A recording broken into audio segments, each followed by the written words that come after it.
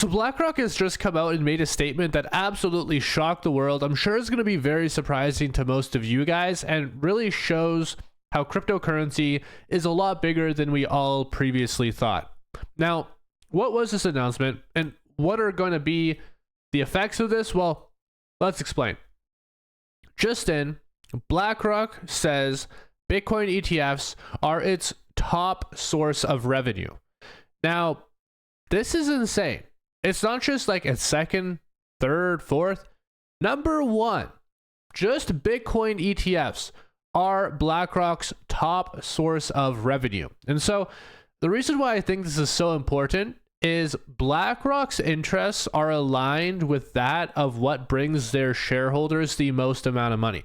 And so obviously after seeing something like this and being able to analyze the data, BlackRock is going to realize that they need a much larger stake inside of the crypto industry. And naturally, what's going to follow that is a lot more investment into the crypto industry to find other opportunities.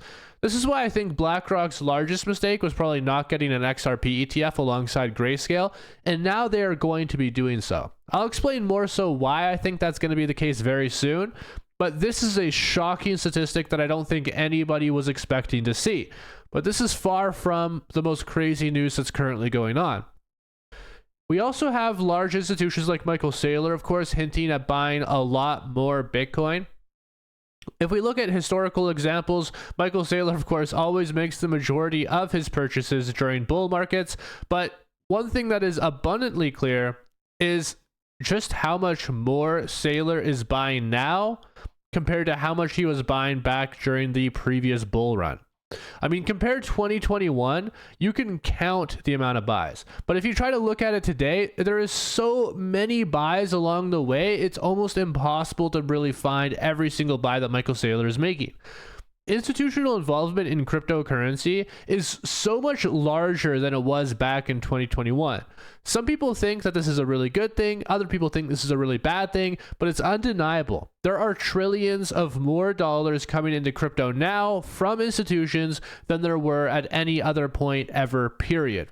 And I do think that this is only going to increase substantially as time goes on.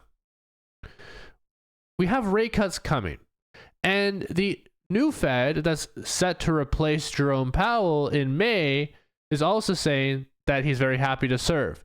This guy's very bullish on rate cuts, and he's going to come in May and he's going to go super aggressive on quantitative easing if he goes in. That means the money printer is most definitely going to be going on. That means trillions of dollars are going to be entering into the economy. That means that institutions and big banks and BlackRock are going to get access to trillions of dollars of more of liquidity. And let me just point this out. If BlackRock's number one revenue source right now is Bitcoin ETFs, and they're getting access to trillions of dollars of more of capital, what do you think they're going to do with that? They're going to double down on what's working. They made a bet on Bitcoin. It paid off big. Now what? Well, they're going to go balls to the wall, all in on this asset class, and they're going to blow everything else out of the water. It's clear as day. But people are just wanting to ignore this. People don't even want to wait until May when we have the new Fed chair in to start these rate cuts to inject this liquidity into the markets. I mean, it's clear as day. We know there's like an 85% chance in December we're going to get a rate cut. And we know quantitative tightening is ending December 1st. At this point in time, it's literally just a waiting game. It has never been easier, in my opinion anyways, in crypto to make money. And when we look at what retail is doing and how they are behaving, it becomes very clear. Everything is surmounting to a 2021 style rally sometime in 2026. Appetite for risk is incredibly strong. Here is the metric right here, loss-making, profit-making chart. Volumes have more than doubled since April and surpassed the previous record set during the 2021 meme stock mania. By comparison, options activity in profitable stocks is only 33% as large. Market activity is also becoming more concentrated, with the top 20% of small cap stocks by options volume now reflecting 75% of small cap options trading. Most of this activity has been driven by retail investors chasing meme names.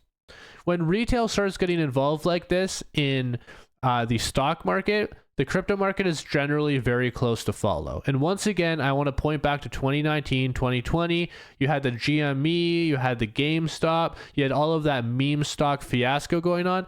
Crypto was very close to follow after all of these memers eventually got full on degenerate mode and went into cryptocurrency.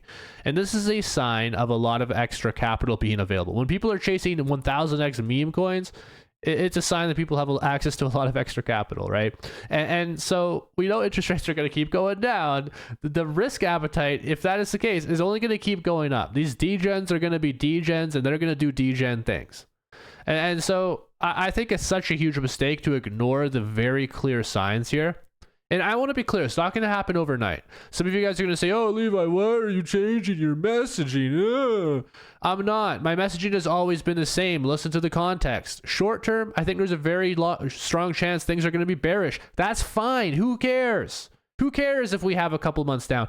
More time for me to buy. More time for me to accumulate. And then when the market conditions are correct, when quantitative easing starts, when money printing starts, when Trump issues the tariff dividends, when we get all of this trillions of dollars of liquidity flowing into crypto, when that happens, when BlackRock launches the XRP ETF, all of these things we know are happening, when all of these things come together,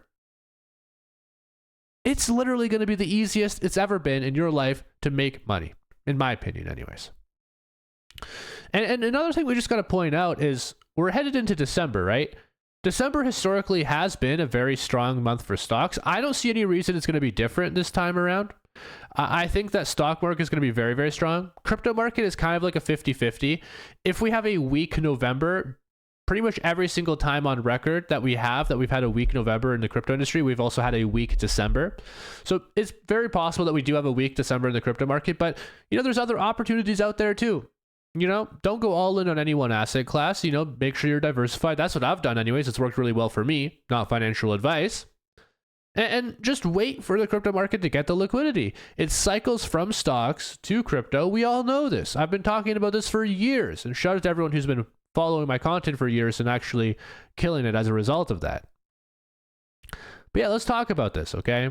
I asked Grok, how have rate cuts during December historically affected the price of cryptos during the same month? Because we do have many different examples on record. We know we have an 85% chance of a 25 basis point cut. Well, look at this. In 2018, we had a 25 cut right here. The BTC price change during December, 3%. It went up. Ethereum, it was about 5%. 2019, another cut, 15% for Ethereum.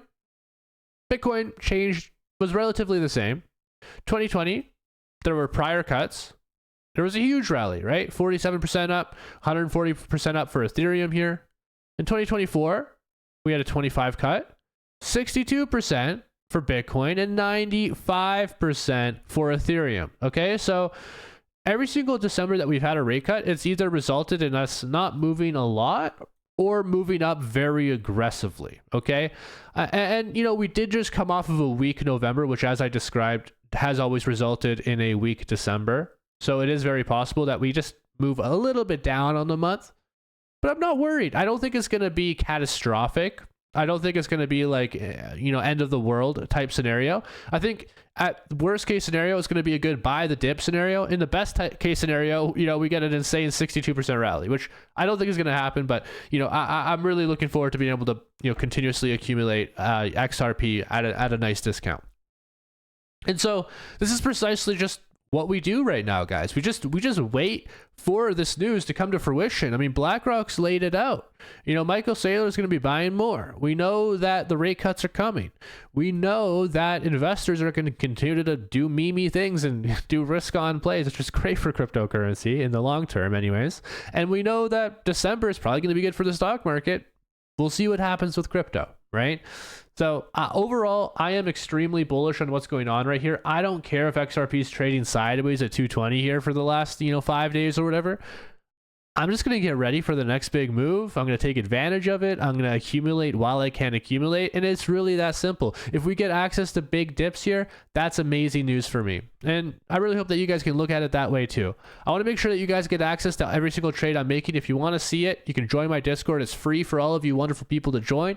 Much love. Thanks for watching. Peace out.